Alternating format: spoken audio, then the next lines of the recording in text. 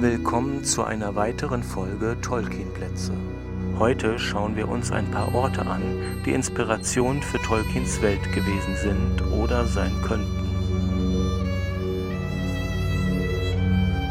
In Moreton in Marsh ist der Pub The Bell Inn zu finden, wo Tolkien häufiger seinen Bruder Hilary traf.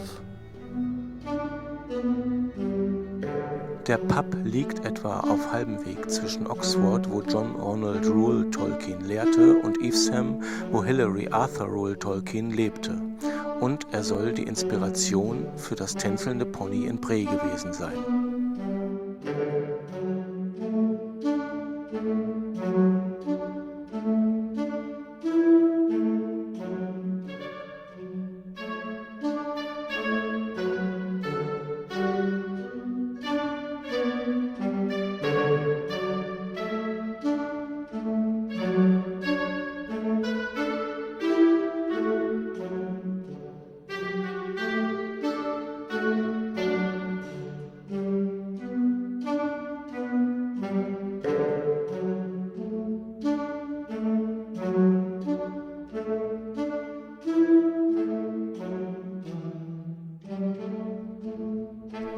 Nur etwa 2 Meilen östlich von The Bell Inn findet man den Fort Shirestone.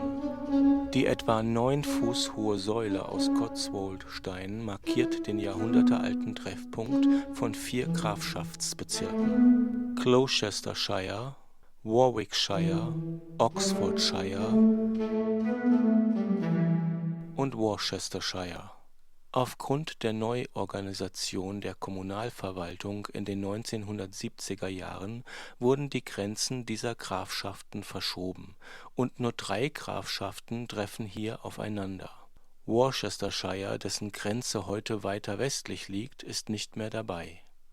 Es wird angenommen, dass dieser Stein eine Inspiration für Tolkiens Free Farthing Stone war, ein zentraler Punkt im Auenland, an dem sich 3 Viertel treffen.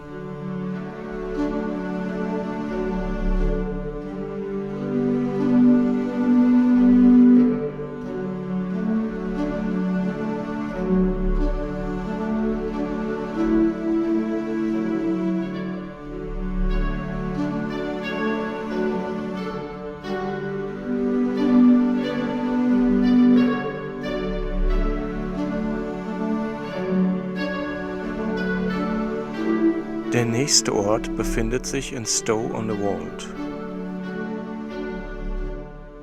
Einige sind der Meinung, diese Tür dient Tolkien als Inspiration für die Türen von Durin, die den westlichen Eingang zu den Minen von Moria bewachen.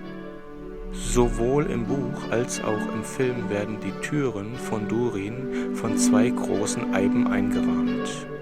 Genau wie dieser Seiteneingang der St. Edward's Church.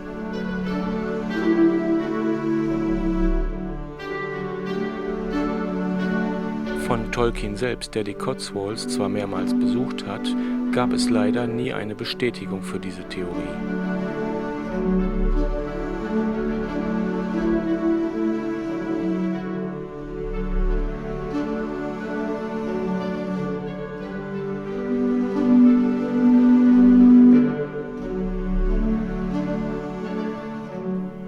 Etwa 40 Kilometer südlich finden wir aber noch 2 Orte, die tatsächlich ihren Eingang in den Herrn der Ringe gefunden haben.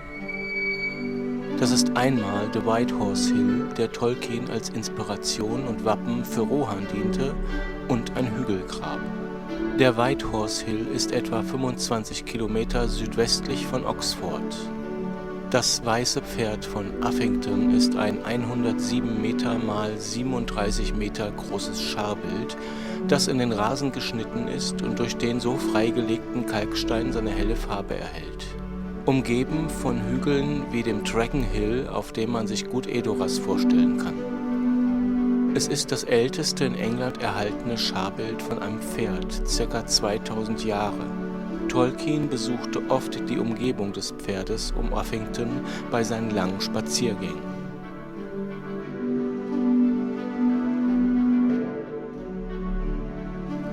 Bei einem dieser Spaziergänge wird er sicher auch an Valence Smithy vorbeigekommen sein, das nur etwa eine halbe Meile von White Horse Hill entfernt liegt.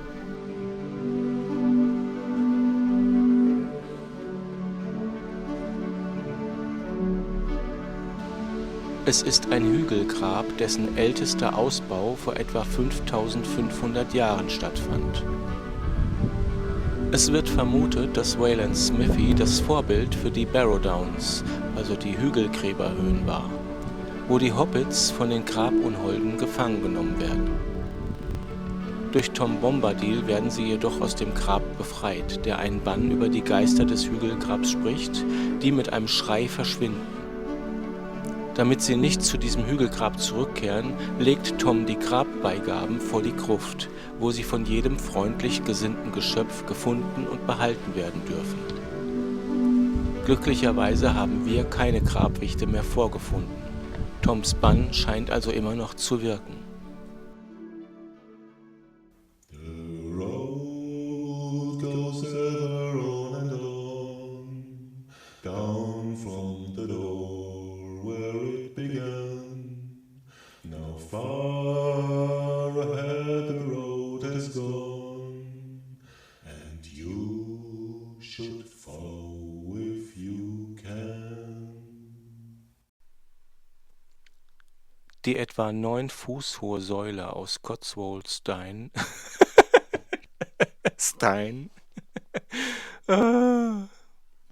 und ist doch ein blöder Satz, oder? Nochmal.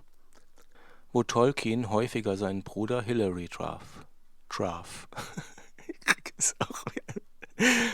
Nochmal bitte. Okay.